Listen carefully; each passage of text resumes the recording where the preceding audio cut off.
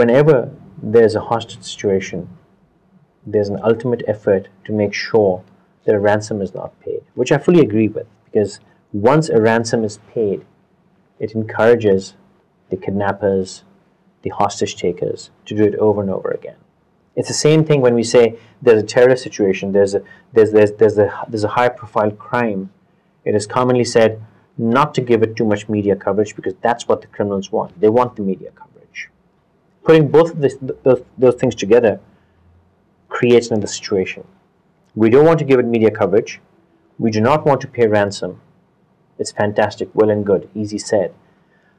But for those who have people involved in a situation, it's completely different. They would pay any price to get their loved ones back. The question is, what should the outsiders do? What should I do? What should the third party do? We, as people of this world, can either stand by and see people suffer at the hands of kidnappers, or we can build a world where people aren't kidnapped.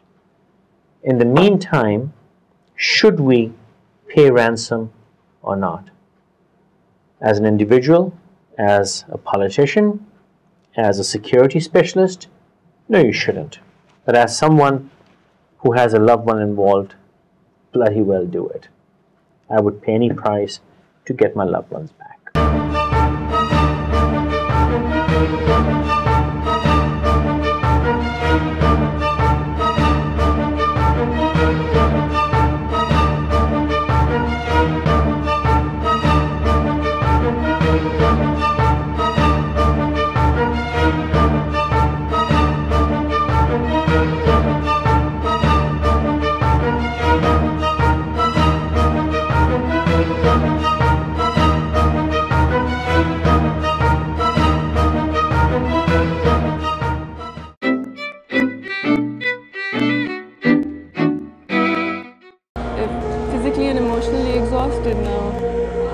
After 10.5 months of waiting, you don't know what to expect, and when there's silence for 3 to 4 months at a stretch, you begin to wonder if they're still alive. So he's been able to overcome lots of difficult moments of his life, but I mean, something like this was never anticipated, and I don't think he ever anticipated this either, because even while he was being chased by pirates, he was positive. He thought that he could get out of it. And the last time I spoke with him, he said that he can't see them any longer. We're still trying to negotiate and try to explain to them that this is a little bit, just too much, just lower your demands, and we're going to try and, do whatever we can in our capacity. But my only concern is the dangers that they are facing right now. There's lack of food, there's lack of water there, they're not in the best physical conditions. A lot of the crew members have been reported to be very sick. मेरे पापा को Somali वालों ने कैद किया है। 10 महीने से मेरे पापा की आवाज़ भी नहीं सुनी। मेरे पापा बहुत मुसीबत में हैं। मेरे पापा मुझे बहुत याद आते हैं। ताला उन्हें जिंदगी दे। अगर उन्हें कुछ होता है तो मेरे खुदा मुझे और मेरे बच्चों को इस दुनिया से उठा ले। हमारा कोई आश्रय भी नहीं है। इस बात का ज़्यादा दुख हो रहा है कि अल्लाह ताला ने हमें 3 बेटियों के बाद ये बेटा दिया है, लेकिन अभी तक उसे पता नहीं है। प्लीज़ हमारी मदद करो, प्लीज़ हमारी मदद करो, हमारे पापा को वहाँ से निकाल लो।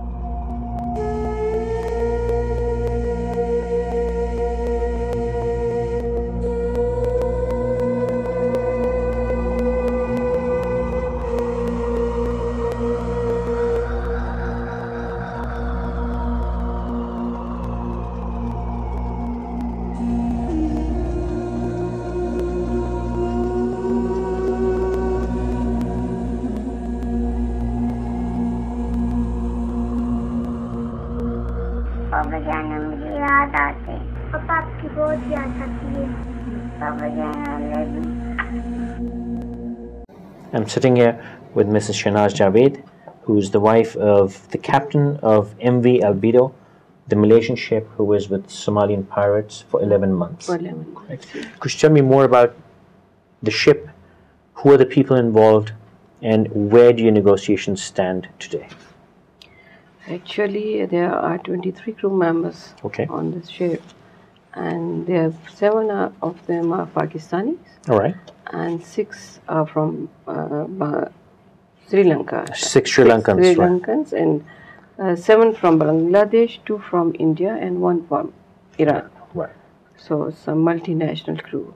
And you've been negotiating for about 11 months now. Yeah, the owner has been doing that initially, but he couldn't make it because the pirates, whatever he was able to pay, Yeah. they refused to take that. Okay. So they were just on their ground that we will take this much of money, which is a substantial amount of money, which is very unrealistic kind of a demand, which is difficult to meet with. Well, there's no realistic ransom. I mean, somebody who has hostages can ask for anything No, because there have been cases like they have taken like 1.5, 2.5, 2.1, but in our Million case, US. $1 million. But in our case, It's very they high. started from very An high obscene amount, number. Obscene number, yeah. Okay. You said the ship is Malaysian. You've been in touch with the Malaysian owner. Have you been in touch with your husband and the people who are kidnapped? Yeah, my husband called me after 4 months of kidnapping. Okay. Yeah, so for 3 minutes, they let him talk to me, and I was on the speaker, and I was instructed to talk in English only, Okay. so they can listen what I am saying. Of course. So my husband couldn't pass any hint or something, clue. Of course. They- But what's the condition of the hostages at this time? At this point, that condition is really, really bad, because they are drinking a very contaminated water, and food they are getting is really less and very bad, and there are no medicines, and half of the crew is sick, terribly sick. They are having diarrhea, they have skin problems, and obviously psychological problems. And they're all there. positioned on the ship itself, or they have been moved? No. My husband and the captain of the ship and the chief engineer, they had been further kidnapped from the ship for like few months. They were in some jungle. This is what we have been told by my husband. Okay. So now they are back on the ship. They're back on the ship. Yeah. So for a few months they were removed from the ship, taken to a jungle, jungle, and now brought back. Yeah. Why were they taken to a jungle? To put the pressure on the families, to torture them. Okay. Have you been in touch with the various governments, Pakistan, Sri Lanka, Bangladesh, Iranian, Indian governments? Have the governments been of any use to you? Yeah, I have been writing to all sort of people in my government. I wrote to the foreign ministry also, and lots of letters to different people, but no response till 7 months. Okay. So only have been told that the case is with the foreign ministry, and it was with the foreign ministry, I know.